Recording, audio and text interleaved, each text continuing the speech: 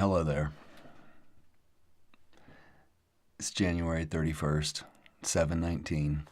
I'm sticking well within my coming on a little bit late, and that's how it is getting this broadcast up and going. But any of you that waited for me, I appreciate that. I appreciate you spending your time with me. This is Unmasked. I'm your host, Jason Fortune.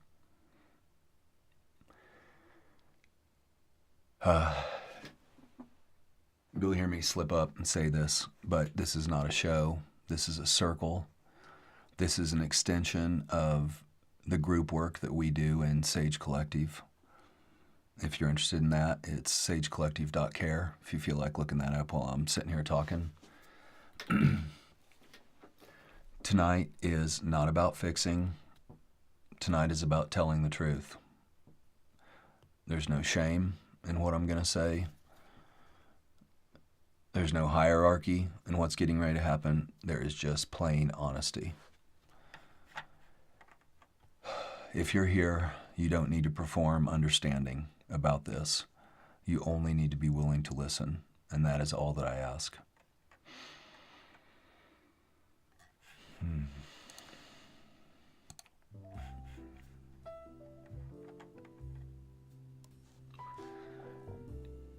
Sage Collective exists because silence is not neutral.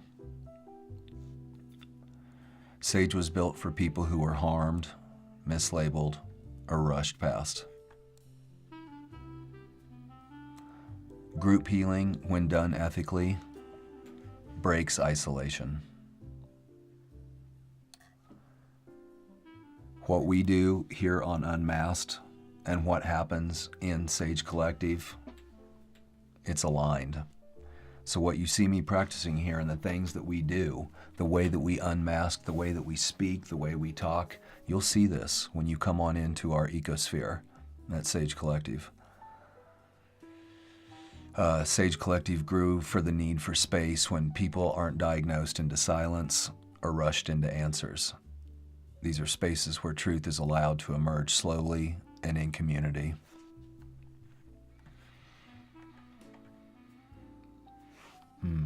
As we always do. As we always do, and you know that. Before we take it any further, I'll even ask you, what is it that we all do together? What is it that you do when you rush into a situation too fast? What happens when your anxiety when you get gripped? What is it that we do?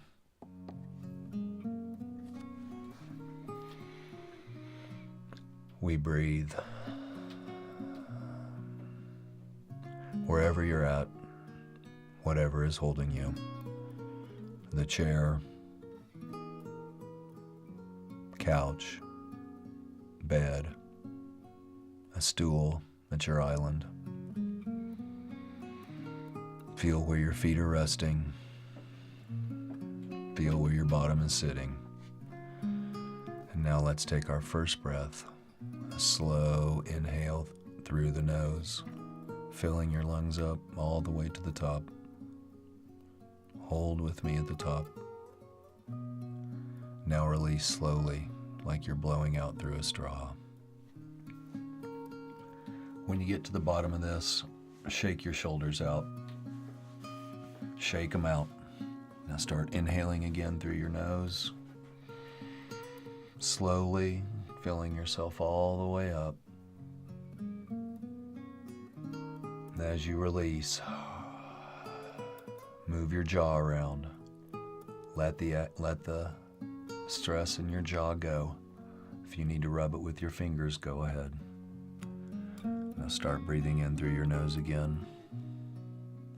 As you reach the very top, pull your shoulders up to your ears and hold. And now just exhale and let everything go. I ask for you all to be here with me while we do this.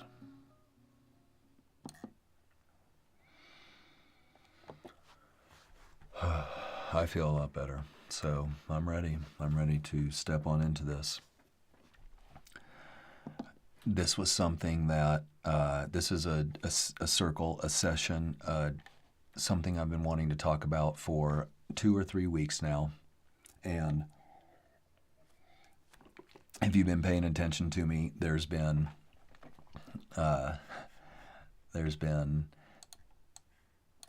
electrical outages, windstorms, fried Starlink, all this kind of good stuff. So, it's been difficult to get here, but I am very, very glad to be here now. And this is something I've probably been working on didn't even realize I was working on it, but since I was put in treatment when I was 14 years old in Wichita, Kansas, in the St. Joseph rehab unit there, in inpatient treatment, 14 years old. And it was tough love. It was, you have an impulse problem, and we are here to help you curb your impulse problem because you are a shame to those around you, and you need to get your shit together and get back on track swiftly.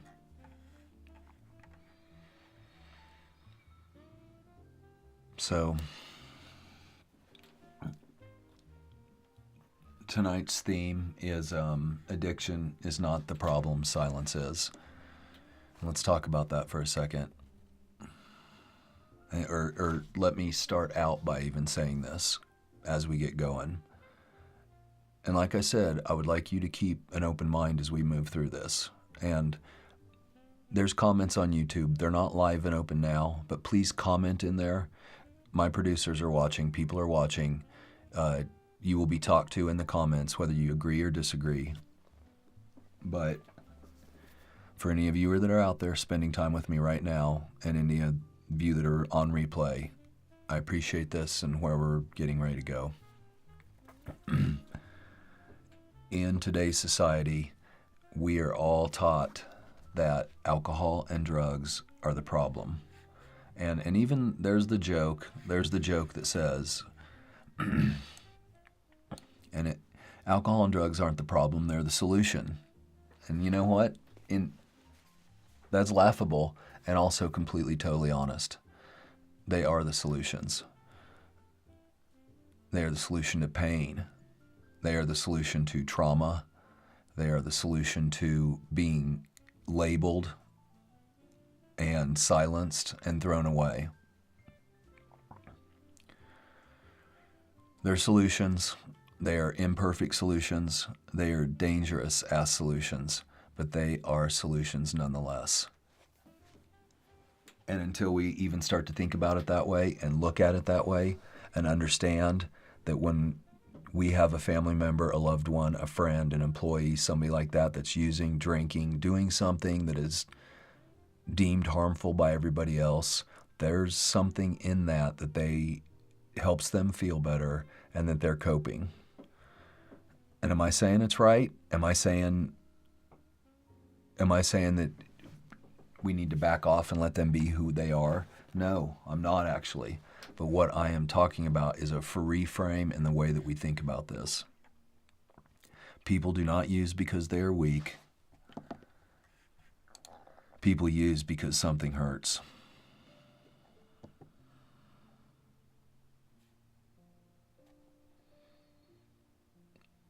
Let me say that again. People do not use because they are weak. They use because something hurts. Do you understand that? Can that get you to push your compassion button? Your empathy? Here's the big lie. Here's the language that you might have even used or you might have heard. And I want you to think about this.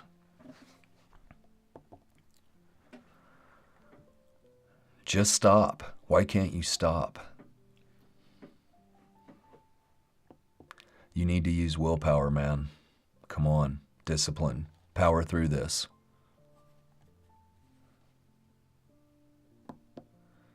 You fucking chose this. Don't come crying to me. You chose this.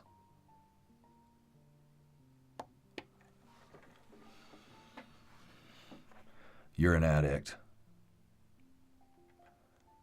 You're an alcoholic. You're a shame to this family.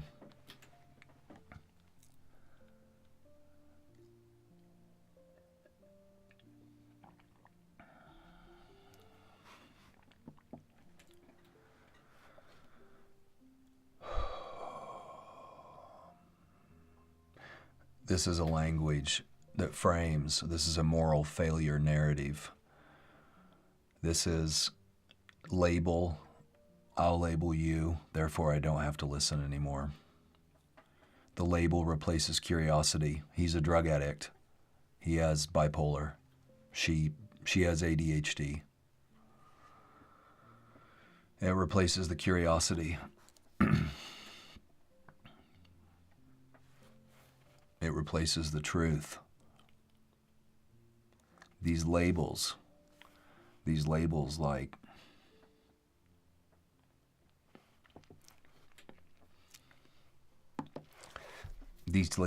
addict become a container that we're thrown in and thrown away.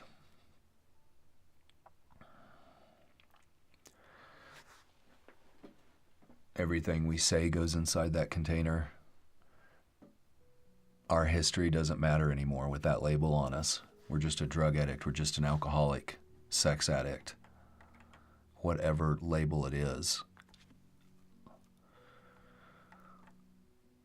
The history doesn't matter. The abuse doesn't matter.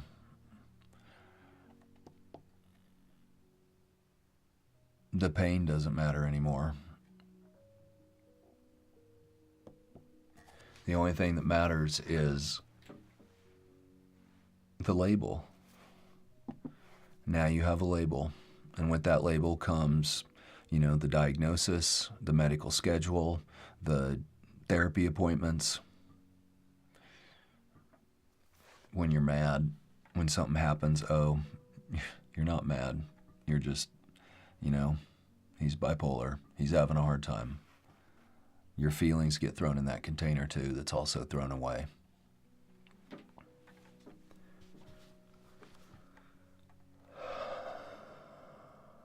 When your abuse doesn't matter and only the label does,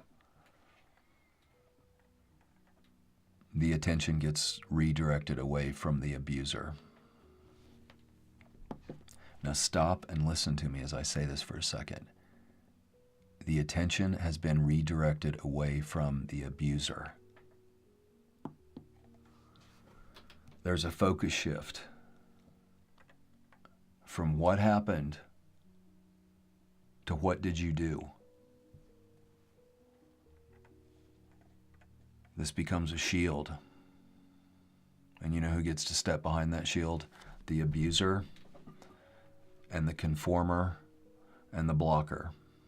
Oh, and the denier. And then on the other side of that shield being attacked is the person wearing that label.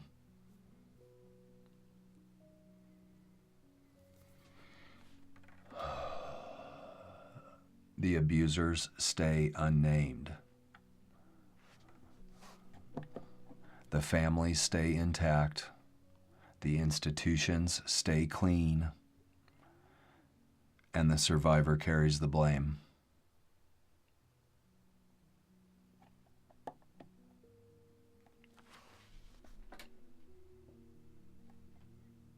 The survivor carries the blame. That person who was abused, who was traumatized, who started coping to try to deal with that abuse and the silence that came with it, and was unable to tell the story, now carries the blame. They carry the weight of the abuser and everybody that fell in line with the abuser.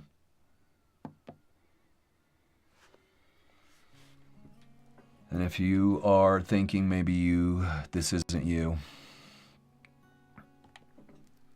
maybe you're thinking this shit doesn't apply to me. Remember what I said earlier about that language, this language that we've heard.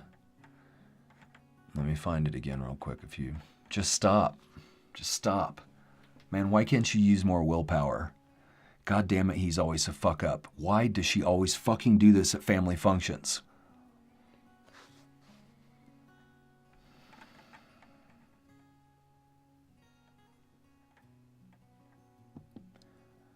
I need you to understand, because you might not know it, and you are a conformer, blocker, or a denier. If you're an abuser, you absolutely know who you are, and we'll talk about that. I've been talking about that, and tonight's not a night talking about the abuser. We're shining light, as always, on the abuser, but what we're also trying to do is get the other. There'll be one abuser, there'll be 5, 10, 12, 20 conformer, blockers, and deniers around that abuser. And sometimes that abuser is called dad or coach or preacher or teacher. Abusers have blockers and conformers and deniers, and that's how the status quo of abuse works.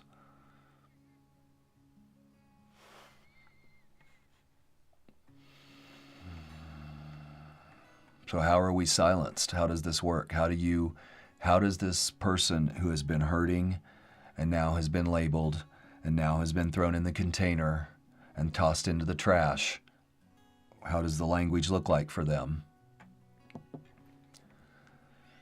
You're unstable. You can't be trusted. That's just the addict talking.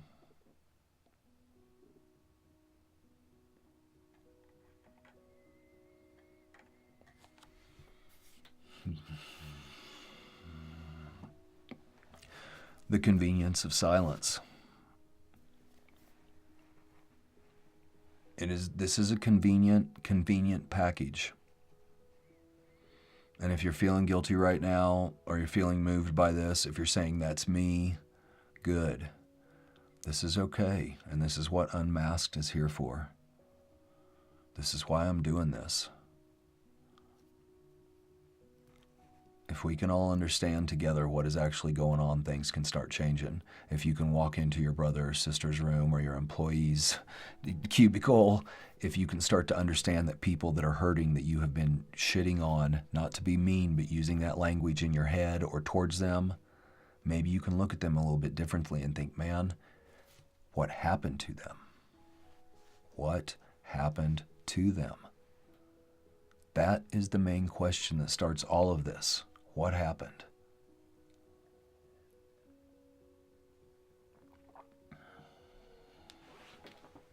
Here's what not talking about it does. Why I started saying the convenience of silence. Silence protects families. Silence protects the status quo of a family. If there's just one drug addict and he is really fucking everything up, or she is, then nobody else has to talk. No secrets have to be let out. The silence protects families. The silence protects churches. The silence protects systems. The silence protects reputations. What do I mean by the silence? He's an addict. She's a fuck up. Why can't you get better? That causes the silence. That causes the shame. It causes the oppression. When I went through tough love when I was 14 years old, I believed it. I believed there was something wrong with me. Never once in 42 days of lockup did one counselor, anyone, sit down and ever ask me what happened. I went through all sorts of stuff, all sorts of programs and everything, but nothing was about what happened to me when I was a child. And there is millions of us like this out here. Millions and millions and millions and millions and millions. This has been going on for a long time, before the drug treatment fad ever came on. Back in the old days, back when everybody drank, still drinking, but this is nothing new. And it's always been this way. The person that was hurt starts coping, then they are shamed, and they are labeled, and they are cast aside, while the abusers and the conformers, deniers, blockers move on with them, and the status quo is maintained. The alcoholics, the drug addicts, the sex addicts, the food addicts, the retail addicts, the you name it addict is sacrificed so the rest of the herd can make way. I don't know how more plainly I can say it than that. And we all need to know what game we are playing in this. The addict needs to wake up and understand and start fighting back, start finding out who they are, start digging in, start shedding light. The conformers and the deniers and the blockers need to start apologizing. Yep. You need to start apologizing, and you need to get the hell out of the way, and the abusers need to be exposed. And this is how it is now. This is where we're going.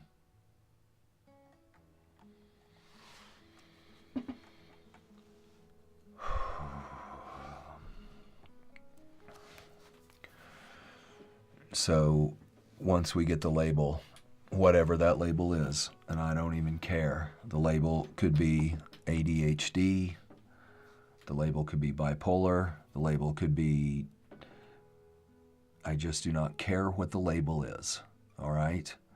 Once that label is fully applied, the person who's been traumatized accepts that label, now their trauma gets erased.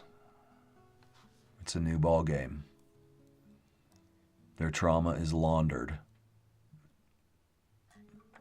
The abuser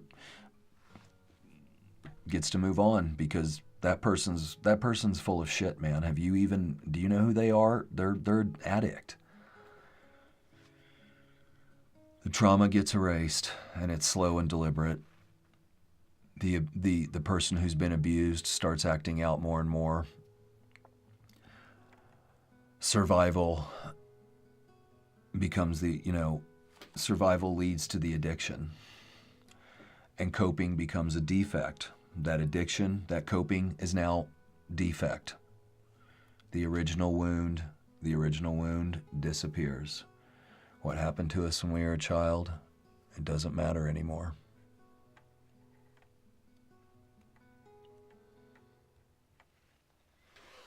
For any of you that are out here and you're feeling this with me and you think about this, I urge you to go to that person that you might have conformed, blocked, or denied for. Somebody you might have treated bad, and you might go ask them, tell them you're sorry, and ask them what's wrong.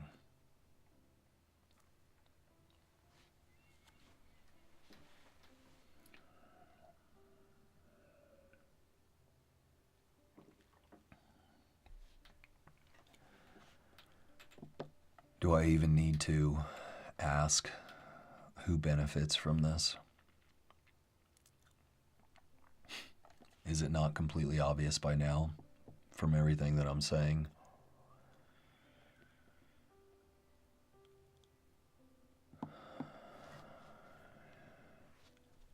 The person who's using, they're not benefiting. The person who's suffering is not benefiting.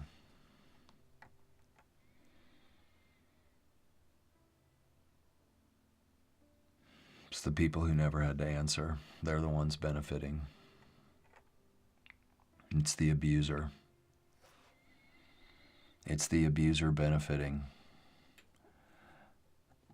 And because the conformer and the blocker and the denier are too scared to step out and do the right thing, the abuser gets to move on and abuse more right in front of all of them while they label the next, cast them on. And here is when I talk about intergenerational family trauma, and this is exactly how it happens. The abuser doesn't hide in the dark and get away from it. The abuser knows exactly how to abuse, label, destroy, carry on.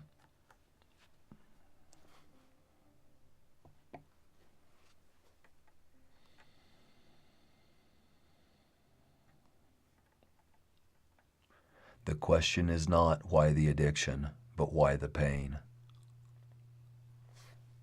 Gabor Mate.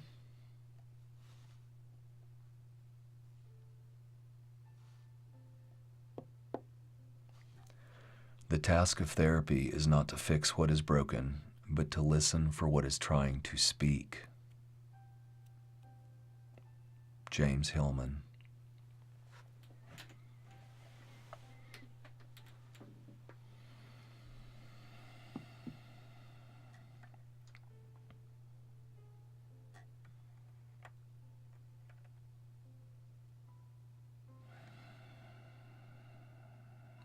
And this is why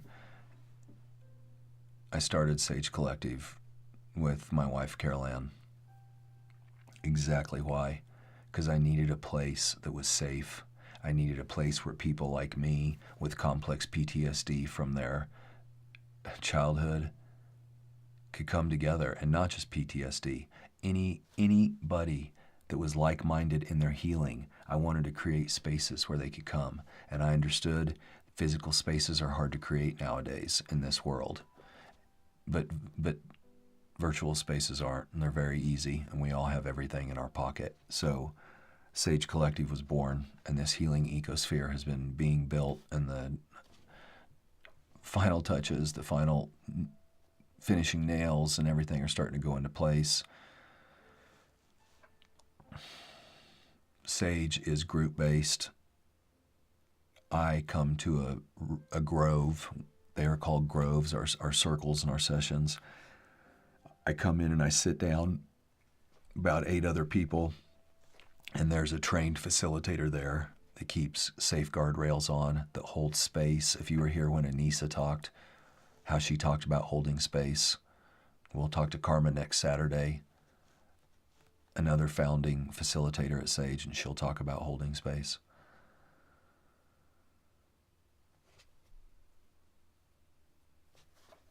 Healing without witnesses keeps people isolated. And that's why there's been so many group healing modalities over the years, over the centuries. Because when you see somebody, when you're held in that space,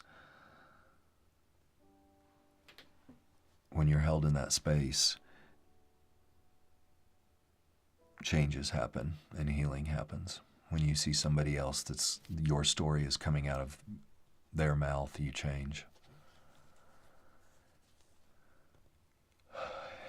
And so I stopped to talk about Sage because what we're talking about tonight is why Sage exists.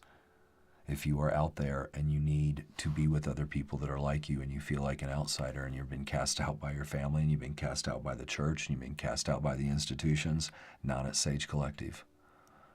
You will find other people like you. You will find safe guardrails. You will not be abused. You will have fun. It won't be toxic.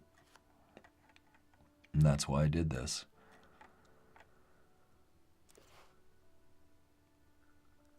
For anybody that is listening and wants to know, it is sagecollective.care. That's your way in. That's where you start learning, and that's where you join. So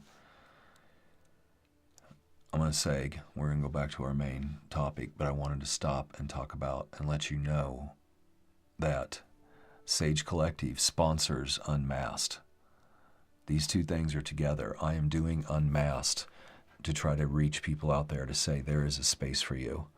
There's a safe space for you, and it can be in your pocket. It can be on your laptop at home. It can be anywhere you need it to be, and it can be in between your therapy sessions. It's a space for you to go where you're not doom scrolling and where toxic shit doesn't enter your brain. Enough of that.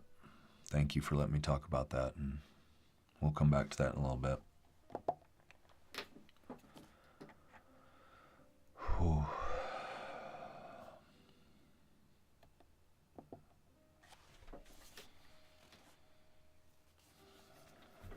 All right. Let's talk about substances now. Let's talk about the drugs and the alcohol. Let's get right into it. These substances, I don't care what it is. I do not give a shit what it is. Listen to me saying that. It doesn't matter. Whatever it is that any of us are using to try to regulate our nervous system and calm it down, that is why this is happening. The abuse that I suffered as a child, blew, as a child, how about a baby? The abuse that I started suffering as a baby and through my childhood blew my nervous system up. And I was dysregulated by the time I hit 1 year old. I had complex PTSD, full blown, going on 1.5, 2 years old. Come on, already a veteran complex PTSD. And when I found the first substance that I loved, it calmed my system. It made me feel better. When I actually used it for the first time, I didn't yell out, but I thought to myself, and I did say out loud, I feel no pain. And I didn't even know what pain I was talking about.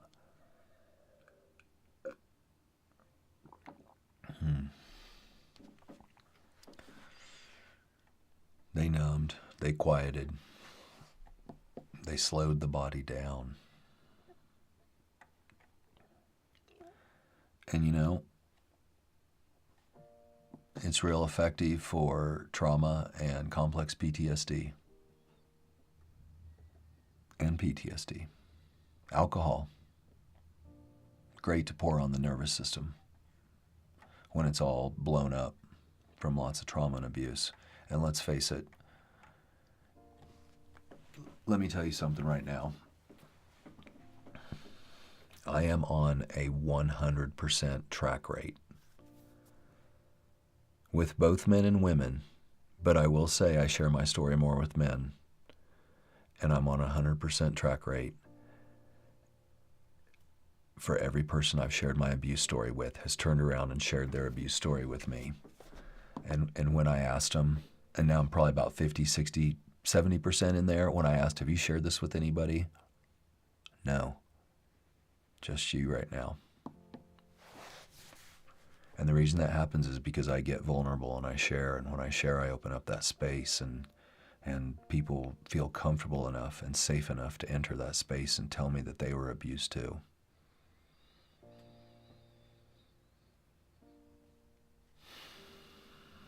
My point is a lot of us are abused, and a lot of us are numbing with different things.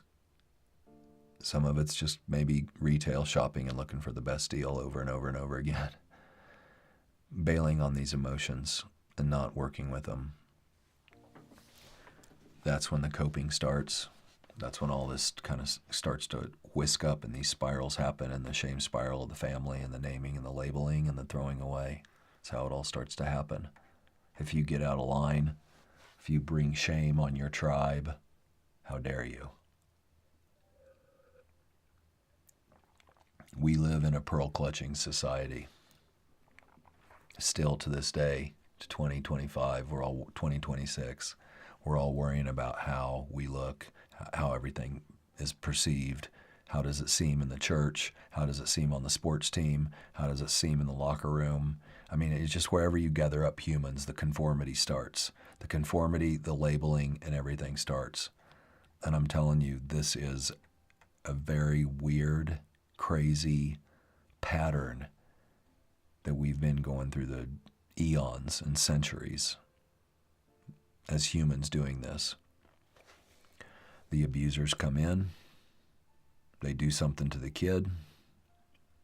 The kid doesn't really talk about it or isn't allowed to talk about it. There's not a space for the child to talk about it. The child hides it. The child starts numbing. The family, the institutions don't like it. That child and person is labeled. That child and person is containerized in their label, and they're thrown away. And the rest of society can now move on. And those of us that do just stuff like maybe just a little bit of extra eating at night, maybe just a little bit of extra retail, those of us that don't fall over the edge, they can slide on in and also look at that person and say, how dare you? Pretty shitty, man. This isn't cool. And this is a fractal, what I'm talking about. This can be expanded on all through our culture. But that's not what tonight is about. Tonight is to open up and shine light on this. And to say what we've been going through, those of us that have been labeled, is bullshit. It's time to pull the label off. It's time to pull the label off and throw it away and start talking about what's really going on. You know what happened when I started talking about what was going on?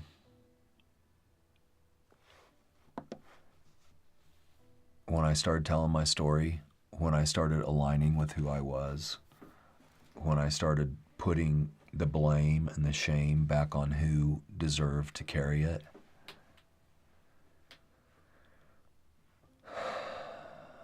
I quit drinking. I didn't feel the need to drink, and I haven't. I haven't for over 6 years. I don't feel the need to drink. When you start really dealing with the trauma, and it is not easy. It is easier to drink, my friends. I hate to say that. It is easier to drink and keep doing drugs, because to deal with the trauma right now in this society and where we're at, we're not built for that yet. So it's a lot of work and a lot of warriorship. And a lot of us are built for that too. I'm not telling you to keep using by any means.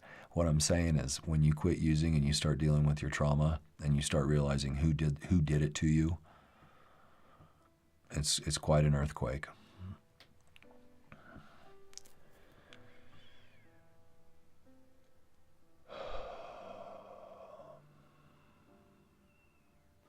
So the substances in the beginning, and we all kind of know this cycle now. Anybody that watches these horrible movies that back up this addiction bullshit, what is that movie? Beautiful Boy. For those of you that think, here's a great one to help you understand. For any of you that think that Beautiful Boy is a great movie, you are either the abuser, the blocker, the denier, or the conformer. And if you clutch your pearls over that, yeah, this is a soft spot, and you need to look in the mirror. Beautiful Boy is a narrative that backs up the abuse cycle of addiction. And if you don't understand what I'm saying, you need to start digging in. Email me if you think I'm full of shit. Jason@sagecollective.care. Get in the comments and talk to me. Come on the show. So,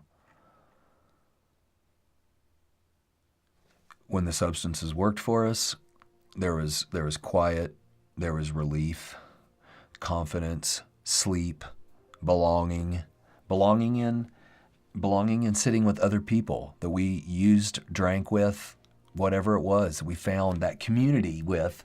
It felt good even though we didn't talk about what was traumatizing us. There was a reason we all sat and drank together. There was a reason we all sat and used together. That was community. And then we know the other side, the cost kind of becomes unbearable. The coke quits working. The alcohol is destroying our lives. We all know that. But this was already, these bombs were placed in us way early. And then the shame, the container that we're thrown in, we are thrown into that container of a label, thrown away by the families and institutions, and then we self-implode inside those containers. And everybody says, see?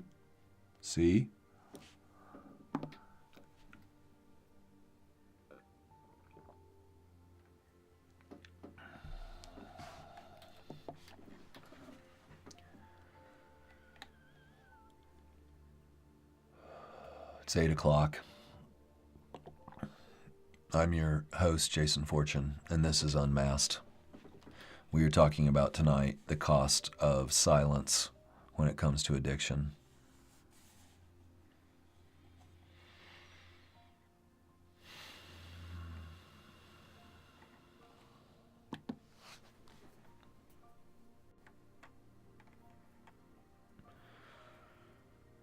So the addiction, it becomes unfinished survival.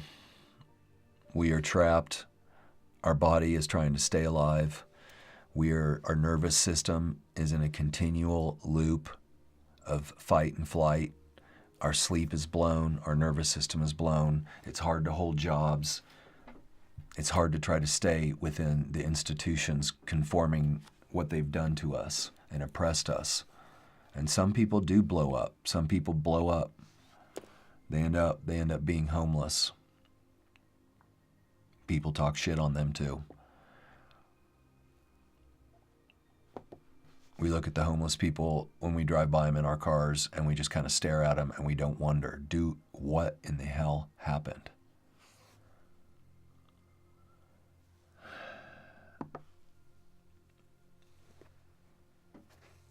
And this is why punishment has always failed and always will fail.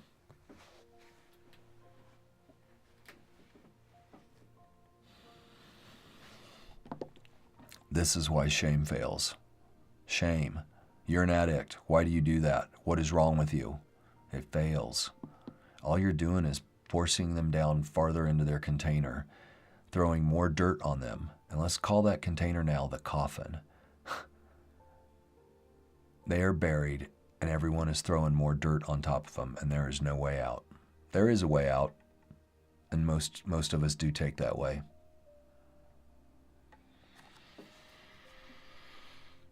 This is why tough love fails.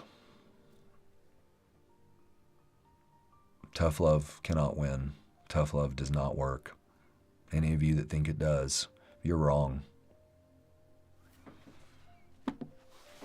Any of you that think that tough love works, you are fucking wrong.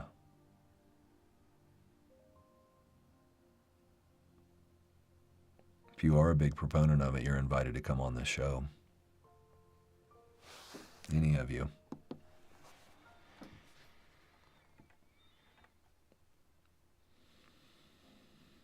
So for those of you that are wondering, either the abusers, the conformers, the deniers, or the blockers, why is it so hard to quit? Because I know the ones that have the labels in the containers in the coffin, we know why it's so hard to quit. So here, let me try to help out just a little bit.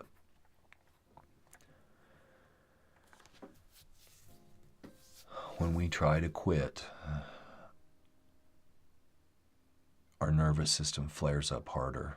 The fight or flight kicks in even harder. And the pain comes back louder. And so then we're forced into the psychiatrist's office where they numb and medicate us and take our brains away from us and take away our feeling away from us. And that can only work for so long before we either want to kill ourselves or be human.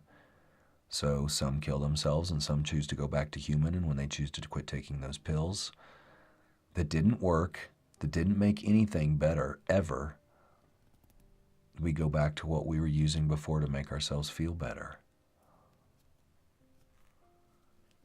Because if we don't,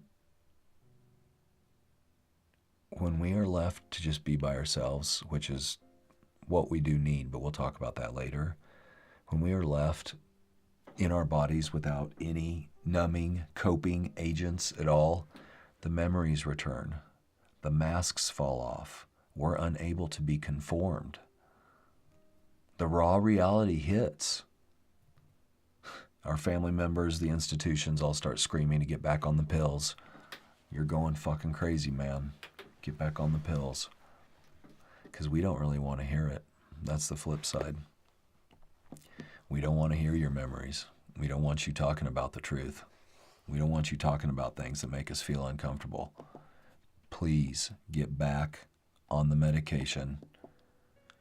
Or, you can always, I guess, start using it again and just kill yourself, because if you kill yourself, you don't talk about shit anymore, and then we're not bothered by that either.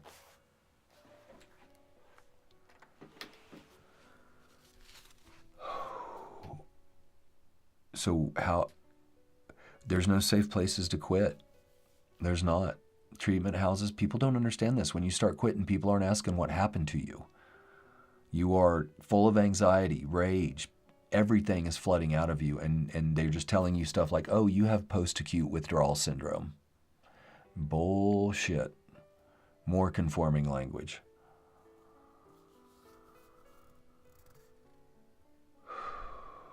Without safety and without witnesses,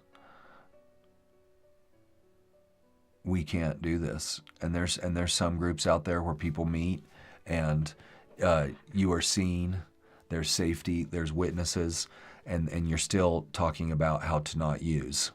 And nobody's digging in deeper and figuring out where the pain came from, so then you don't have the urge to use. And I mean, they're right there. Excuse me. There's the bow. There's the center of all this. How does all this stop? Have I been sitting up here just complaining and pointing fingers and taking out my vendettas on my abusers, conformers, deniers, blockers? Maybe. But also,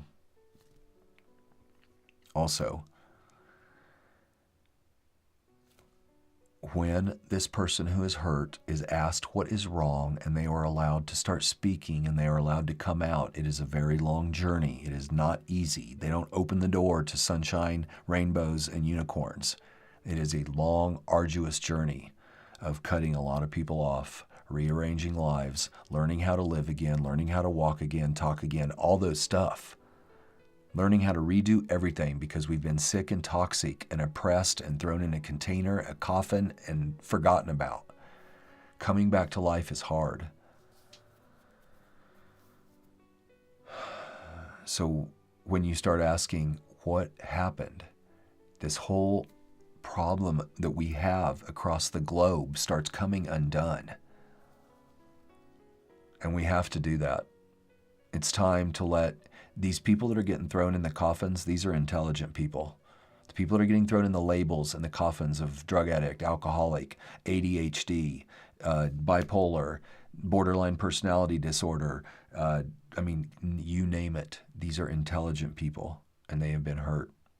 And when you unlock them and help them out of the shadows, incredible things happen. For the people around them, for the world.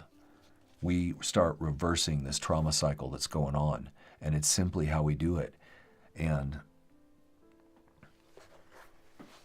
another reason why Sage Collective was made.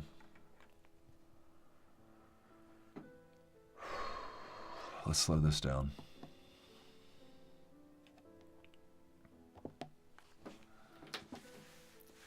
Let's take some breaths.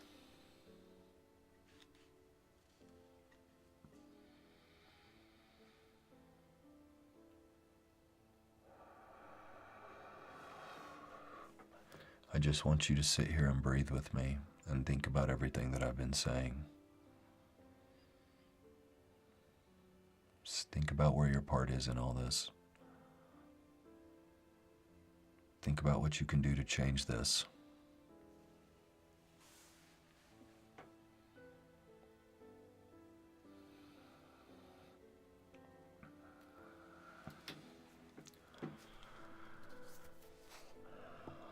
For those of you out there that resonate with me, that are one of me, you are not broken. This is not your fault, and there is an absolute way out.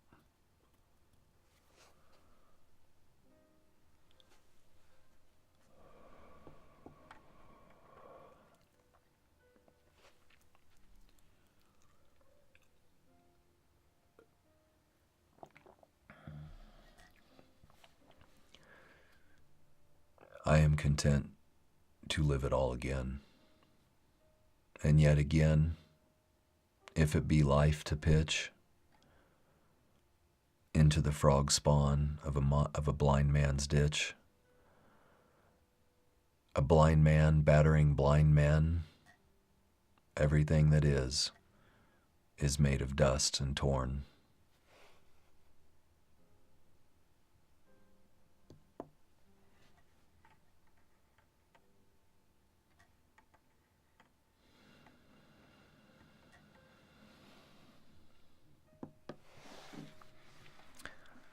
I am not sitting here pushing anti-recovery.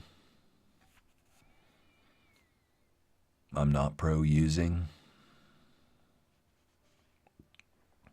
I am pro-truth.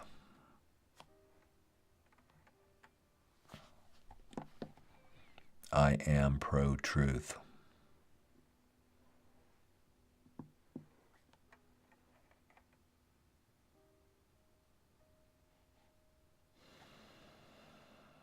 I'd like you to sit here for a little bit.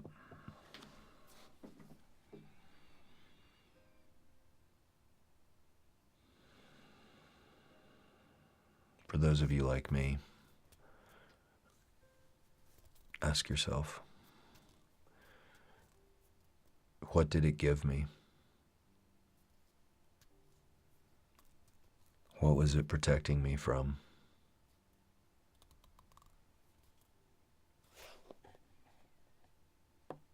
What hasn't been named?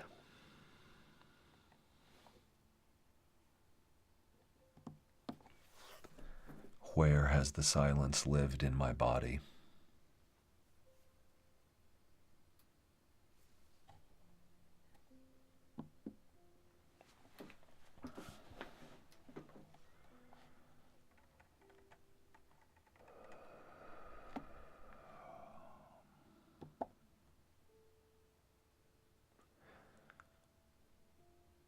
You do not need to leave your room.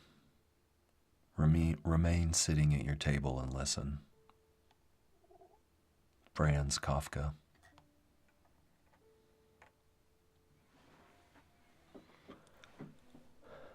In the midst of winter, I found there was, within me, an invincible summer. Albert Camus.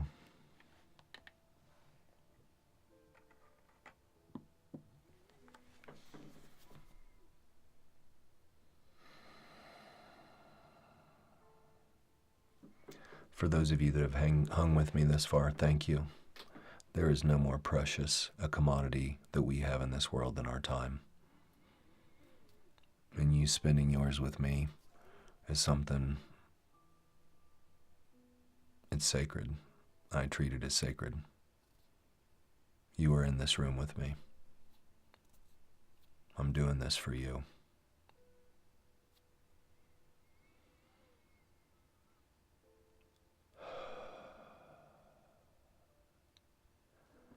So,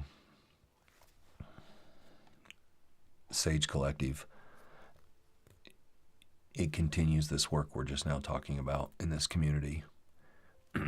This bottom-up work. We don't go in from the head.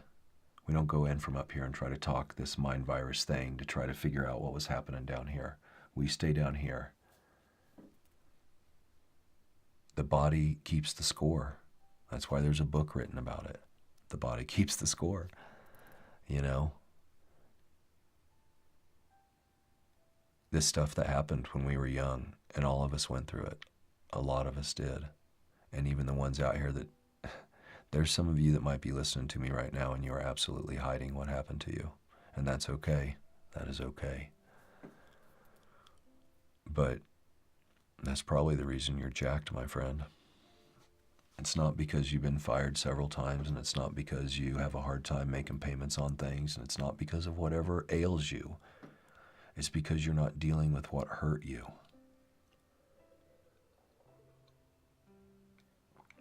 In Sage Collective, there is no fixing, no hierarchy, there's no bypass. It's just people hanging out together, and we bring in the best facilitators and coaches we can find to help us out, to help us heal. And if you come to Sage Collective and you come sit in the CPTSD groups and the grief groups and the loss groups and the men's groups, you'll see me there. I built this thing for me to be in because of everything we talked about tonight. Everything that we are discussing here is why Sage Collective is born. Next Saturday, this time slot, Saturday at 7 Mountain Time, Karma Lindsay will be here. Karma is a founding facilitator. I'm sorry, I have to remember our titles. Karma is a founding facilitator, and she is every bit as amazing as Anissa is, and we're blessed. Not to use a word, but we're blessed to have these people. And you saw Anissa and you heard what she had to talk about and you saw the type of person she was. And I'm excited for you to meet Karma because she's different, as we all are. And Karma brings something different to the table. She is a big proponent of the bottom-up healing, as we all are. And I think she's going to be talking about that more in depth on Saturday next week. She'll talk about her nervous system first work and her journey into all of this work, because she has an interesting story, as all of us do. Every single one of us has a great story. Turn this up.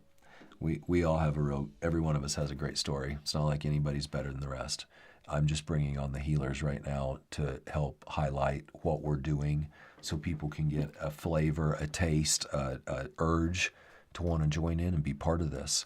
The reason it is called Sage Collective is because it is not us doing something. It is people joining, bringing in their talents, whether it's facilitator, coaches, or healers like me. Bring in and join.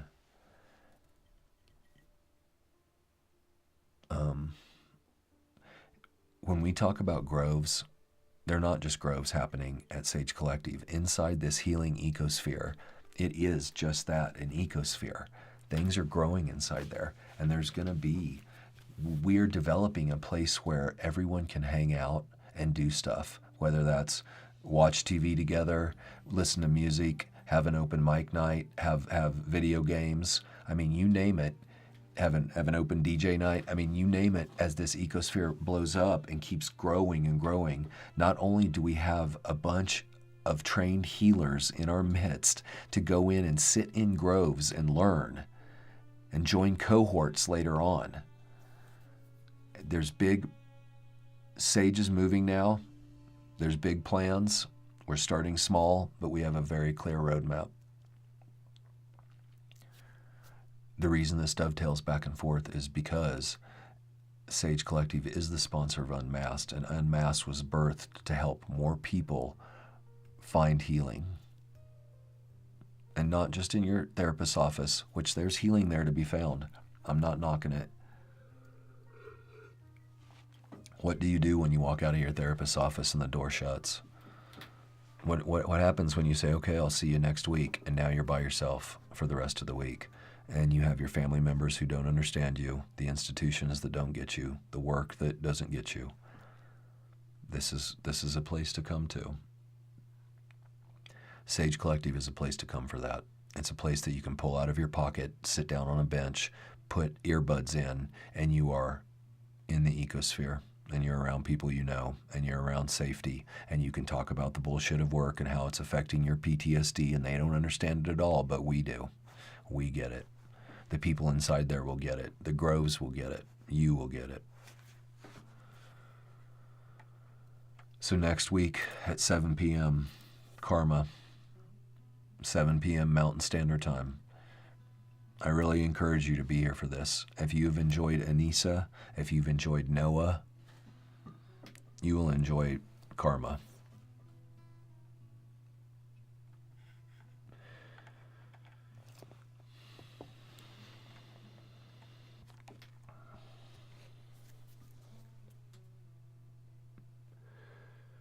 What silence could never finish. You are never failing. You are surviving without witnesses. You found what worked, and when no one asked why you were bleeding, and when the quiet finally comes without a price, you will not call it recovery. You will call it being met.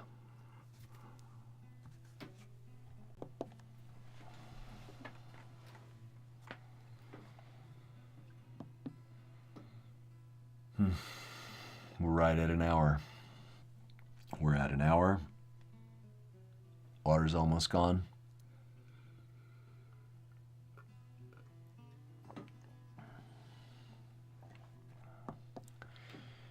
And I care about all of you that are watching this, any of you that are spending time with me, any of you that hear my voice, whether that's on YouTube, Twitch. I don't know where this will be cut up on podcasts later. I don't know where you'll hear this, but I'm here with you. Even if you're frustrated about my talk, and maybe you kind of feel hurt a little bit that I've pulled you into being a conformer, blocker, denier, and you didn't really realize you are one, I'm here with you. I get it. I got a ton of family members still trying to wake up to that right now. I don't think they ever will, but we'll see. I'm here for all of you. I'm here for the abusers too. I'm here to drag your ass right out into the light.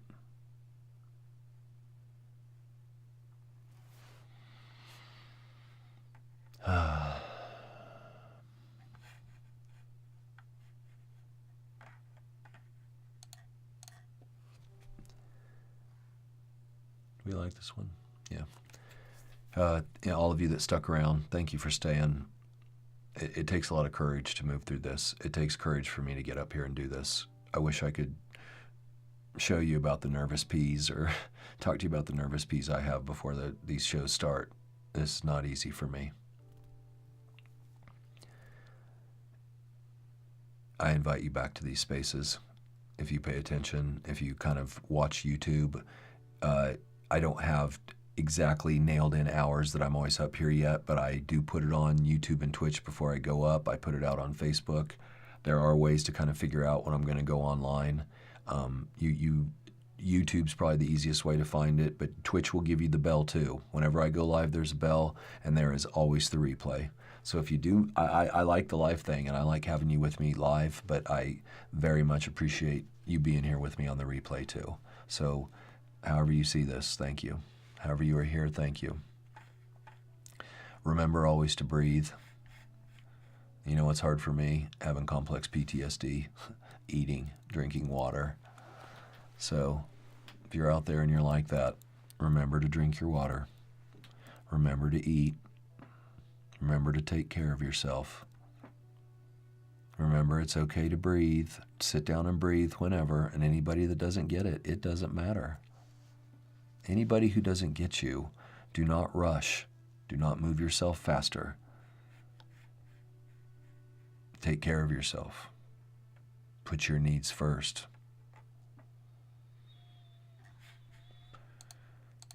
I will probably be back this week. I don't have anything set up right now, but for sure 7 p.m. on next week. Next Saturday I'll be here. As I let life in the universe happen, I will come up with ideas, and I'll be back this week. I just don't know what yet, but thank you for being here with me tonight. Thank you for taking all this in. If you have anything to say, please post them in the comments. Please shoot me an email. I want you to be heard. And until then, take care of yourself.